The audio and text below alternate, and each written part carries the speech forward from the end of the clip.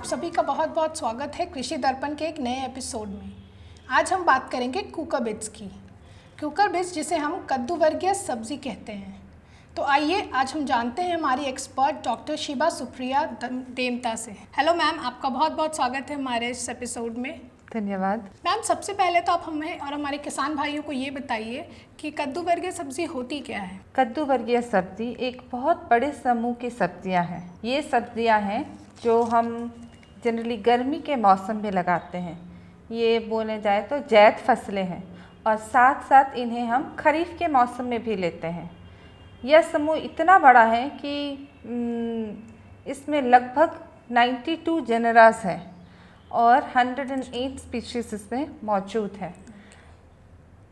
किसानों के संदर्भ में किसान भाई इसे जनरली ज़्यादातर कद्दू, कोहड़ा, नेनुआ, खीरा, फिर आपका टिंडा, ये सारी जो सब्जियां आती हैं ये सारी सब्जियां कद्दू वर्ग की सब्जियां होती हैं जो कि बेल या लतर में होती हैं।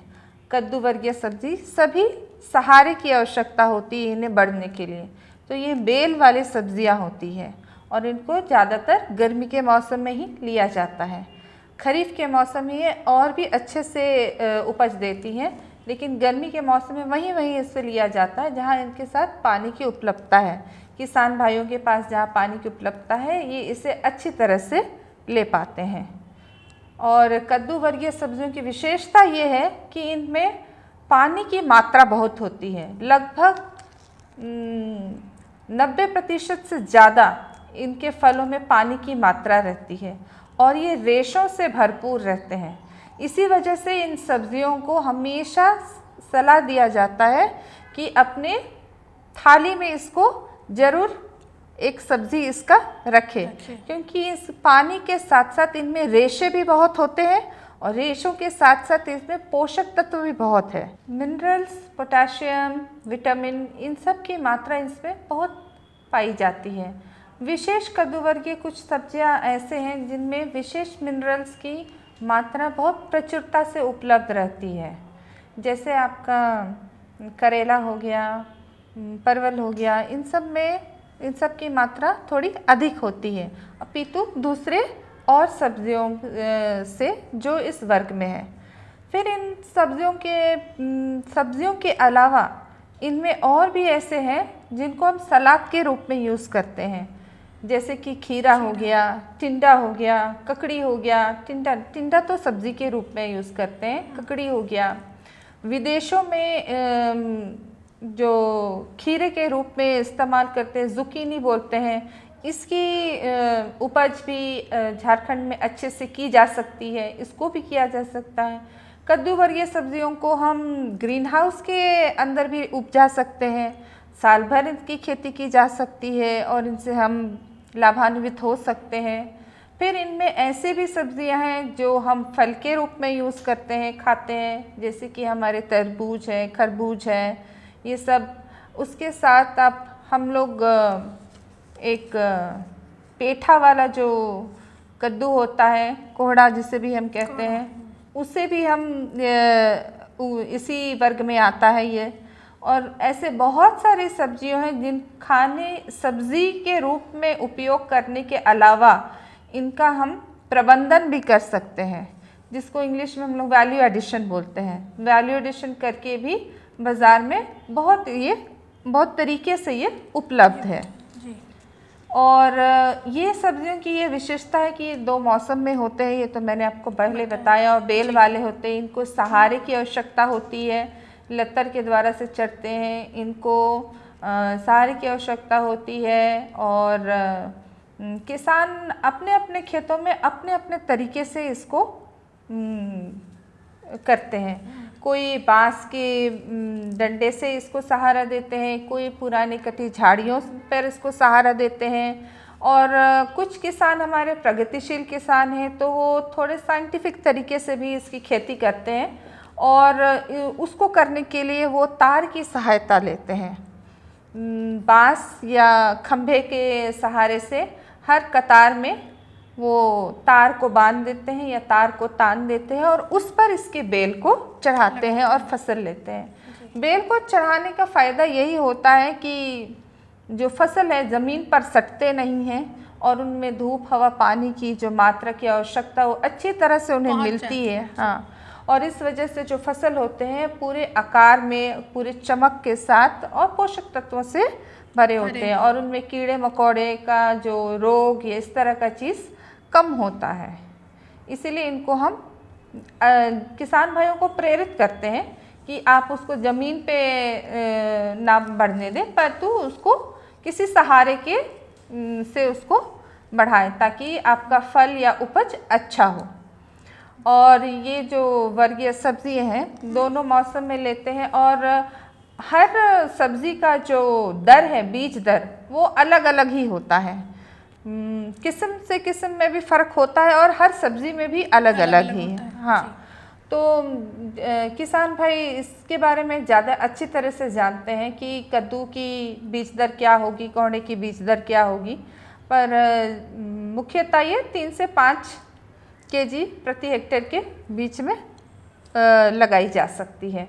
और ये फैलने वाले सब्जियां होते हैं, अगर इसको आप लतर के में सहारा दे के नहीं चढ़ा रहे हैं तो किसान भाई इसको ज़मीन में जब उसको उगाते हैं तो जो दूरी होती है पौध से पौध की दूरी वो भी बहुत ज़्यादा होती है। हाँ, तो 1.5 मीटर से बटा 1 मीटर का दूरी उसमें रखा जाता है। तो कतार से कतार की दूरी 1.5 मीटर की होती है और एक पौधे से दूसरे पौधे की दूरी भी 1 मीटर होती है। और कभी कभी ये दूरी बढ़ भी जाती है, 2 मीटर भी हो जाती है। किस्मों पर डिपेंड करता है और फसलों पर डिपेंड करता है। तो किसान भाइयों से अनुरोध यही रहेगा कि वो अपने फसलों को ज़मीन पर ना करके उसको सहारा दे करके करें ताकि जो फसल आए वो ज़्यादा अच्छे हो और गुणवत्ता हो और उनको अच्छा मूल्य मिले। मैम, आप हमारे किसान भाइयों को ये बताइए, कद्दू वर्गीय सब्जी जो होती है उसके बीज को कैसे बोते हैं? कद्दू वर्गीय सब्जियों के बीज का जो ऊपरी सतह होता है ये भी बहुत हार्ड होता है, बहुत कड़क होता है, बहुत नरम नहीं होता है। इस वजह से बीजों को अंकुरित होने में बहुत समय लगता है, लगभग 10 से 12 दिन 15 दिन लग जाते हैं बीज ज़मीन में बोने के बाद अंकुरन होने में। तो इसलिए कहा जाता है कि जिस तरह से और कड़े सब्जियों के बीजों को भी हम पानी में भिगो कर लगाते हैं, इनको भी हम उसी तरह से करते हैं कि एक बार उसको हम पानी में भिगो दें, रात भर पानी में भिगो दें और फिर उसके बीजों को अच्छे से सुखाकर तभी हम लगाएं। अगर हम पानी में बीजों को नहीं भी भिगो रहे हैं तो खेत में नमी हमेशा रहनी चाहिए। खेत में नमी इतनी होनी चाहिए कि वो बीजों को फूलने के लिए नमी की मात्रा उसमें होनी चाहिए। मिट्टी की गर्माहट के साथ साथ उसमें नमी भी रहेगी तो बीज आसानी से पानी को सोख लेंगे और उनको इतना तापमान मिलेगा कि वो आसानी से अंकुरित भी हो जाएंगे। और बीजों को मैंने जैसे पहले भी बताया कि इसकी दूरी ज़्यादा रहती है और बीजों ऐसी सब्जियों को हम लोग थाला बना के लगाते हैं और बाकी सब्जियों को तो हम कैसे लगाते हैं कि कतार में लगाते हैं या फिर उसको मेड़ में लगाते हैं, पर इन कद्दू वर्गीय सब्जियों को हम थाला में लगाते हैं और एक थाला में हम 3 से 4 बीज लगाते हैं और जो बीज पहले अंकुरित हो गए या जो पौधे अच्छे बढ़ाव वाले हैं उनको हम रखते हैं और बाकी को हम निकाल देते हैं। तो जो अच्छे बढ़ाव वाले पौधे होते हैं उनको हम रहने देते हैं और उनसे हम फसल लेते हैं। तो थाला का जैसे मैंने बताया दूरी 1.5 मीटर से 1 मीटर की दूरी पे हो या 2 मीटर से 1 मीटर की दूरी पे हो। जैसे जैसे जो भी सब्जियां हैं या जैसी किस्में हैं उसके आधार पर इसका दूरी तय होगी। हाँ, और इसी में ही एक ये हो विशेष जो किसान के लिए प्रबंधन का चीज़ है कि बीजों के अच्छे अंकुरन के लिए ये जो कद्दू वर्गीय सब्जियां हैं इनके जो बीज होते हैं बहुत महंगे बीज होते हैं और कभी कभी इनमें होता है कि अंकुरन की जो क्षमता होती है वो कमज़ोर पड़ जाती है और सभी बीज अंकुरित नहीं होते हैं। तो अंकुरन कम होने के वजह से क्या होता है कि किसानों को नुकसान हो जाता है, सही मात्रा में उनके खेतों में पौधों का बढ़ावा नहीं हो पाता है। तो हम एक प्रबंधन के लिए कहते हैं किसानों को कि आप इस तरह से उनको प्रबंध करिए कि आपके सारे बीज 100% अंकुरित हो जाए। इसके लिए किसानों को हम कहते हैं, जिस तरह वो पहले लगाने से पहले करते ही हैं कि सभी बीजों को फुलाते हैं, पर इसमें थोड़ा सा एक ऑल्ट्रेशन है या थोड़ा सा परिवर्तन है इसके प्रक्रिया में। तो क्या करते हैं कि हम किसानों को कहते हैं कि आप जो भी कद्दू वर्गीय सब्जी है उनके बीज को आप पानी में 2 दिनों तक अच्छे से भिगो करके रख दीजिए, पानी में रखिए। जब 2 दिनों तक बीज अच्छे से पानी में फूल जाएं, तब उन बीजों को निकाल करके किसी सूती कपड़े में फैला दीजिए और सूती कपड़े में फैलाने के बाद उसको उसी कपड़े से सुखा दीजिए कि बाहरी सतह में जो भी पानी हो वो पानी निकल जाए। और निकल जाने के बाद अब हम इसका प्रबंधन करेंगे कि ये मेरे जो भी फूले हुए बीज हैं सारे के सारे बीज अंकुरित हो और एक भी बीज मेरा बर्बाद ना हो। तो इसके लिए हम क्या करेंगे कि सारे बीजों को हम या तो पत्ते में या तो किसी कपड़े में अच्छे से सूखे बीजों को रख करके हम लपेट देंगे। जब हम कपड़े से गीले बीजों को सुखाएं तो अगर आपके पास धूप की मात्रा अच्छी है तो 10-15 मिनट तक उसको थोड़े धूप पे भी रख दीजिए ताकि बाहरी सतह का सारा पानी निकल जाए। और उसके बाद उसको या तो पत्ते पे, किसानों के पास तो पत्तों की कमी नहीं रहती है, जो भी आसपास पेड़ हो उसके पत्तों को लेकर के उन बीजों को उस पत्ते में या बोले तो दोना बना करके उसमें अच्छे से बांध दें, धागे से कस कर उसे बांध दें ताकि उसके अंदर से किसी भी प्रकार से हवा का बहाव ना हो। और पत्ते में बांधने के बाद उसको फिर कपड़े में और कागज में लपेट कर और बोरे में या कोई शॉल, पुराने शॉल में बांध कर उसको ऐसे जगह पर रख दे जहाँ पर कि थोड़ी सी गर्माहट हो। तो ये बीज पहले से ही भींगे हुए हैं, भींगे होने के बाद इनको वो नमी उन बीजों में पहले से मौजूद है और हम उनको ऐसे गर्म जगह पे रख रहे हैं और हवा से इसको प्रकोप हवा को बंद कर दिया है, गर्म जगह पे रखा है। तो ये बीज वो तापमान का उपयोग करके अंकुरित हो जाते हैं और ये अंकुरित बीज को तब हम लगाते हैं। तो इस तरह से इनको छोड़िएगा 10 दिनों के लिए, तो बहुत लंबे समय हो जाता है। आप देखिएगा 4-5 दिन में ही ये अंकुरित हो जाते हैं।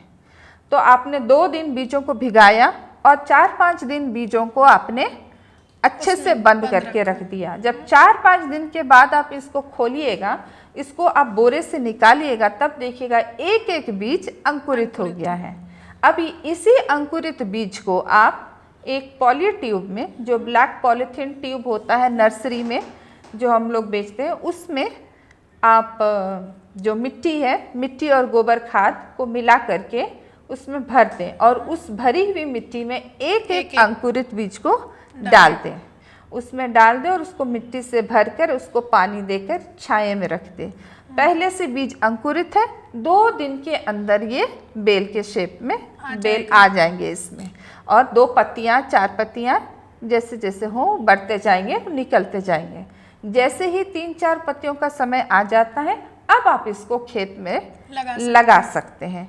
तो जनरली किसान डायरेक्टली बीज को ही खेत में लगा देते हैं, तो उसमें क्या होता है, एक तो बीज का सही से अंकुरन नहीं होता है, कम हो जाता है और किसानों को बीज का नुकसान भी होता है और इसमें क्या होता है, और वो समय भी बहुत लेता है, 10 से 12 दिन 15 दिन लग जाते हैं। हाँ, इसमें हमारा समय भी कम होता है, बीज भी 100% हमारे अंकुरित हो जाते हैं और पौधों की जो देखभाल मिल जाती है शुरुआत के दौर में। शुरुआती तौर पे पौधों की अच्छी देखभाल हो जाती है, इसलिए वो अच्छे से बढ़ जाते हैं। मैम, आप हमारे किसान भाइयों को प्लांट ग्रोथ रेगुलेटर्स के बारे में थोड़ा कुछ जानकारी दीजिए। प्लांट ग्रोथ रेगुलेटर्स, जिसको हम PGR भी बोलते हैं इंग्लिश में, और हिंदी में इन्हें हम पौध वृद्धि नियंत्रक बोलते हैं।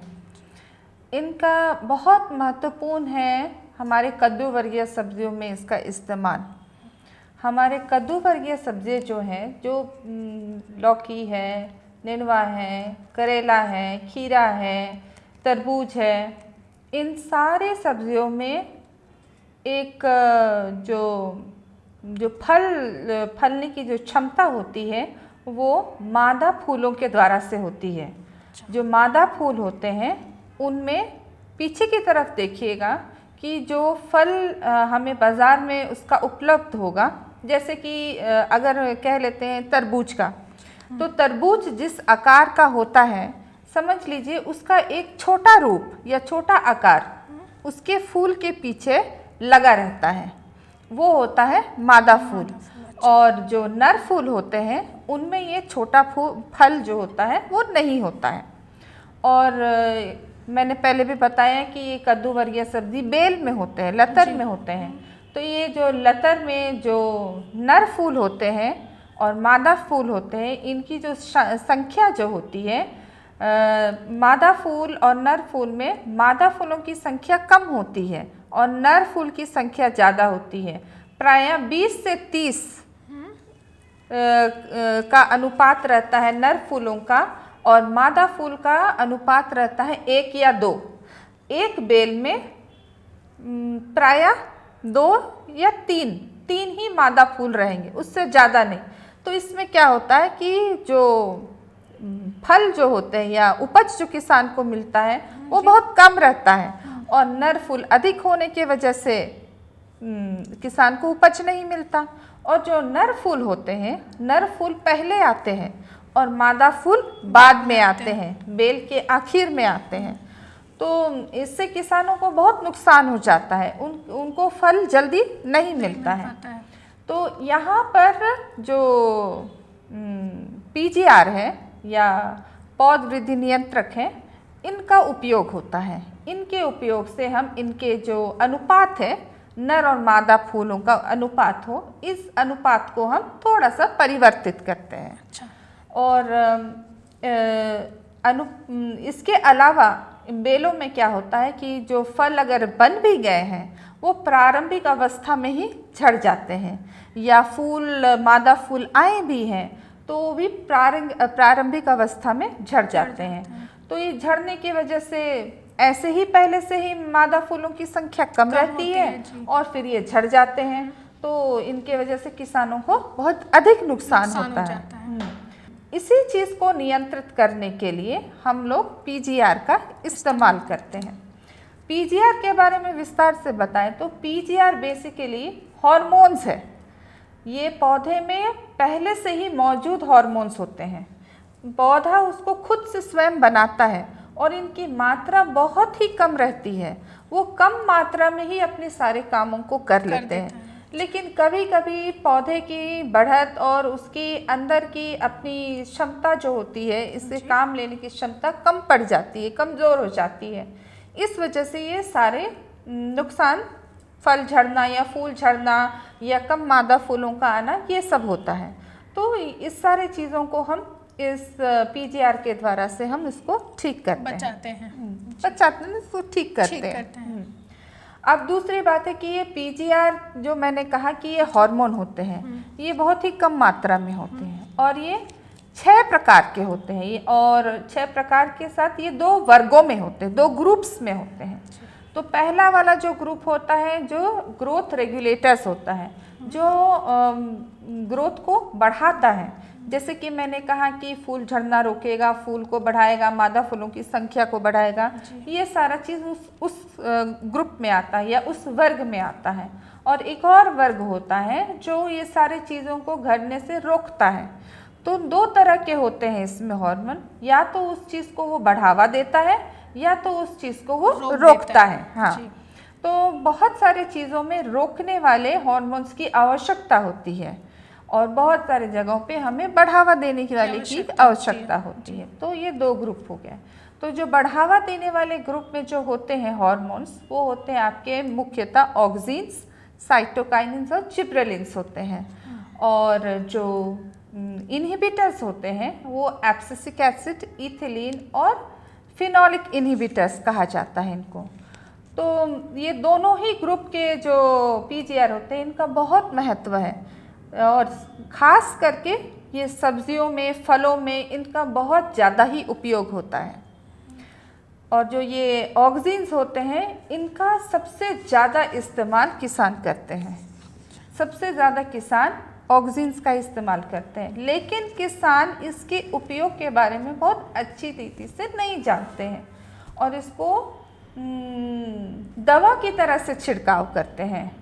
जैसे कि हम कीटनाशक या फफूंदी नाशक जिसको हम यूज़ करते हैं, स्प्रे करते हैं, उस तरह से इसका उपचार करते हैं। तो वो फ़ायदा करने के बजाय वो किसानों को और नुकसान और ज़्यादा नुकसान पहुंचा देता है। इस वजह से किसानों का पैसे का तो नुकसान हो ही रहा है, लेकिन फसल का भी नुकसान हो रहा है। मेरा यही कोशिश रहेगा किसान भाइयों के लिए कि मैं आपको बता सकूं कि पीजीआर का आप उपयोग कैसे कर पाएंगे और किस मात्रा में और किस तरह से करेंगे।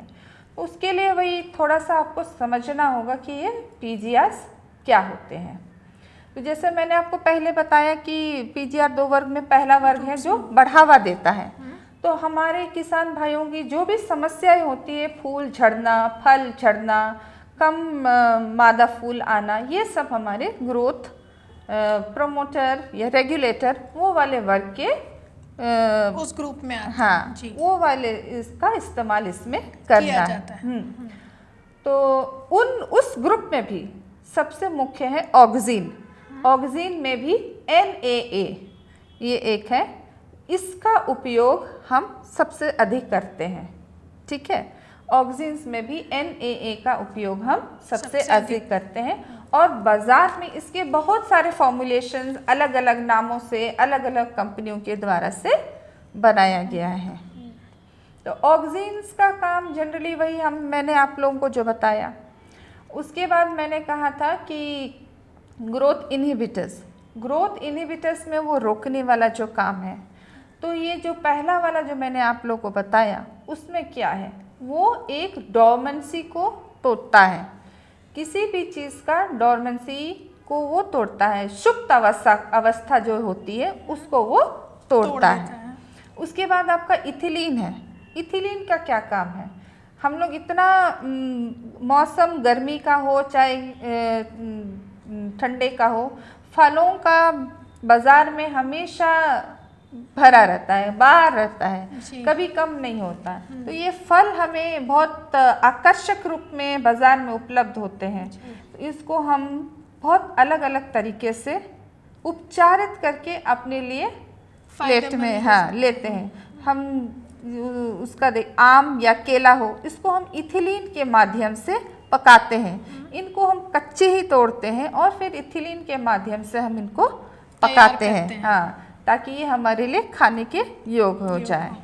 अब जो तीसरी बात ये है कि जो मैंने शुरू में कहा था कि मादा फूल और नर फूल, इनकी संख्या बहुत विचित्र है।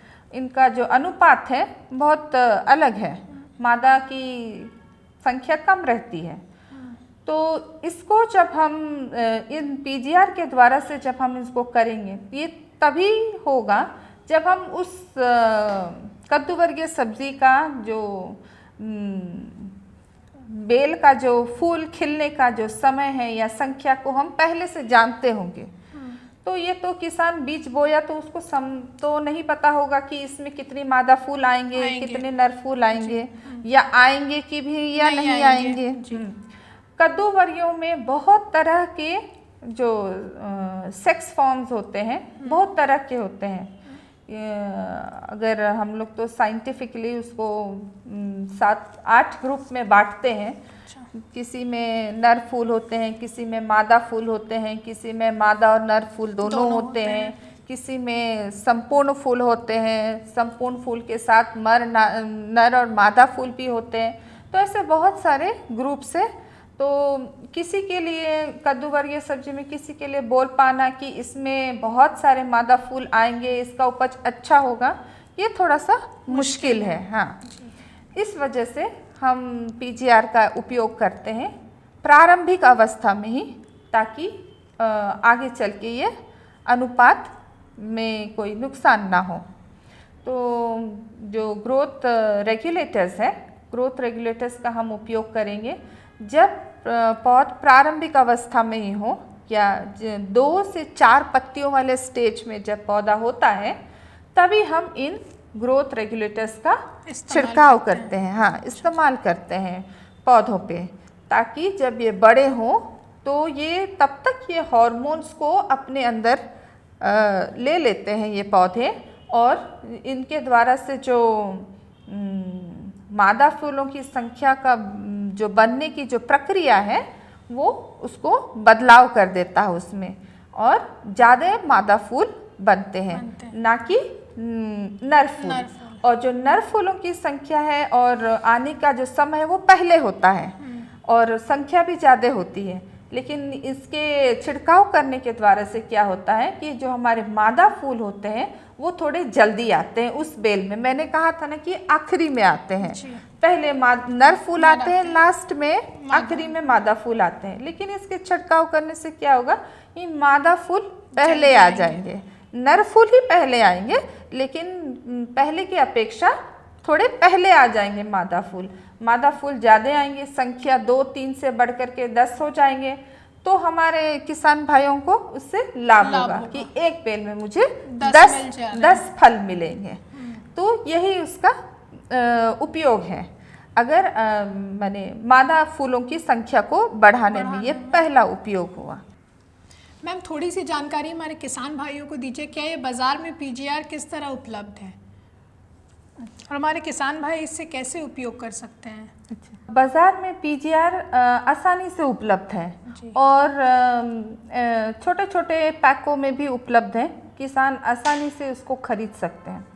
ये समझने की आवश्यकता है कि पीजीआर कोई दवा नहीं है, इंसेक्टिसाइड या फफूंदनाशक, कीटनाशक की तरह इसको उपयोग नहीं करना है। ये बहुत ही कम मात्रा में लगता है।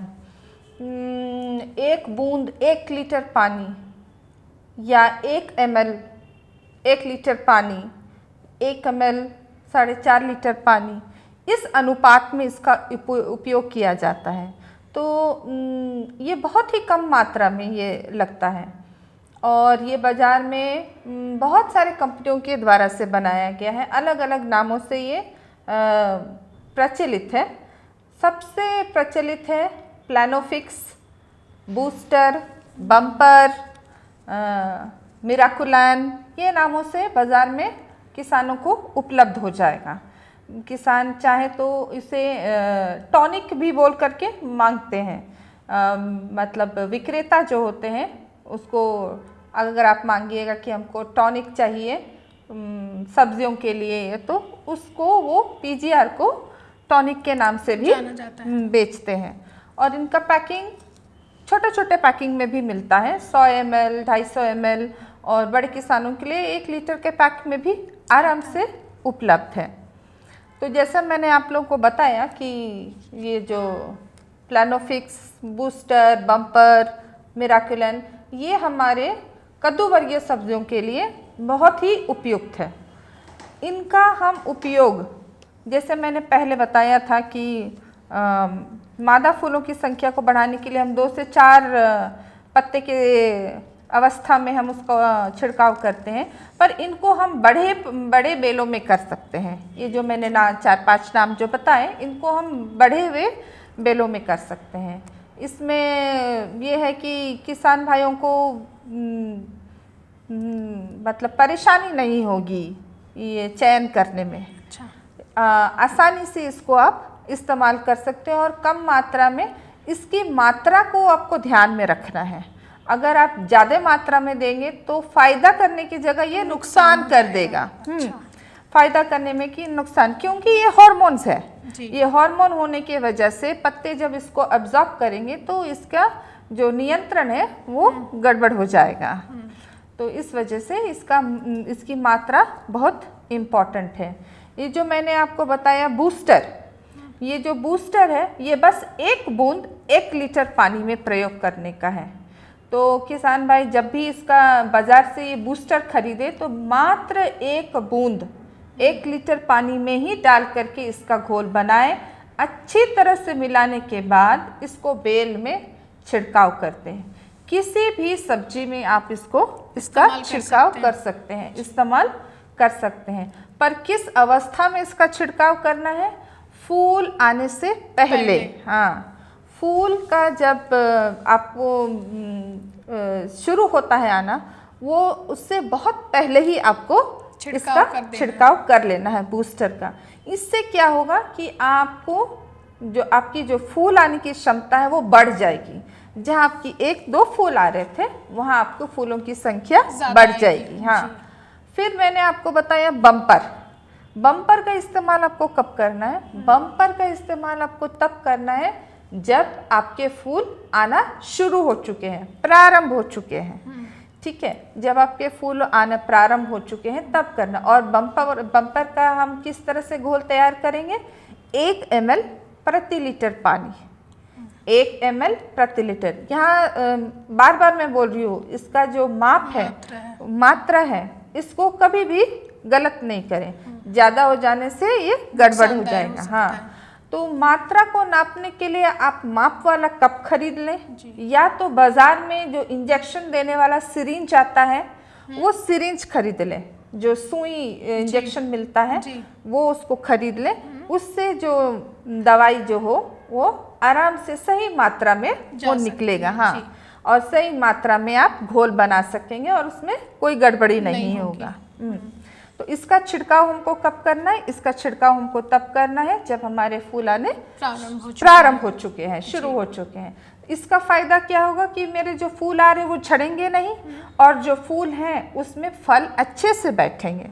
फूलों की संख्या तो बढ़ेगी ही बढ़ेगी, फूल झड़ेंगे भी नहीं, और जो फल मेरे जो आएंगे, सब्जियां जो बनेगी वो अच्छी बनेगी और चमकदार और बड़ी होगी। ठीक है। फिर मैंने आप लोगों को एक बताया प्लानोफिक्स। प्लानोफिक्स सबसे ज़्यादा बाज़ार में बिकता है और इसका मुख्य काम है जो जड़ जो होते हैं, जड़ों की संख्या में वृद्धि कर देता है। जड़ों की संख्या में वृद्धि करता है और साथ साथ ये क्या होता है ना, जो पत्तियों का जो काम होता है आपका भोजन बनाने का, उसको वो बढ़ा देता है। ठीक है, भोजन बनाने की प्रक्रिया को वो बढ़ा देता है, इसलिए पत्ते और हरे और चमकदार होते हैं। इसका जो असर पड़ता है, इसका असर यही हुआ कि जो हमारे फूल और फल जो हैं, वो फूल और फल हमारे और मजबूती से रहते हैं, और जो अंदरूनी जो इसका प्रोसेस है, इसको वो थोड़ा सा परिवर्तित कर देता है, जिससे हमारे फूल और फल नहीं झड़ते हैं और सेहतमंद हो जाते हैं। और जो फल आते हैं वो बड़े आकार के होते हैं और ज़्यादा चमकदार होते हैं और इनमें गुणवत्ता अच्छी होती है, इसलिए किसानों को इसका ज़्यादा उपयोग करना चाहिए। नहीं, ज़्यादा लाभ होता है। ज़्यादा उपयोग बिल्कुल नहीं करना चाहिए, सही मात्रा में उपयोग करना नहीं चाहिए। और नहीं, ऐसा भी नहीं है कि आप एक बार उपयोग किए फिर आप तुरंत करते जा रहे हैं, ऐसा नहीं है। इसको आप 2 ही बार इस्तेमाल कर सकते हैं, बार बार आप इस्तेमाल नहीं। जितने भी पीजीआर्स हैं इसको आप 2 ही बार इस्तेमाल करिएगा 15 दिन के अंतर में। पहला स्प्रे और दूसरे स्प्रे में 15 दिन का ही अंतर होना चाहिए। ये नहीं कि हम 2 बार कर दिए तो अच्छा लगा, फल अच्छे आए, चमकदार दिखे तो और कर देते, तो नहीं, तब नुकसानदेह हो जाएगा। ठीक है, इसलिए इसको 2 ही बार करना है। फिर लास्ट मैंने मिराकुलान बताया था, उसका भी इसी तरह से ही उपयोग करना है। उसका भी 1 ml 4.5 लीटर पानी में उसका घोल बनाना है।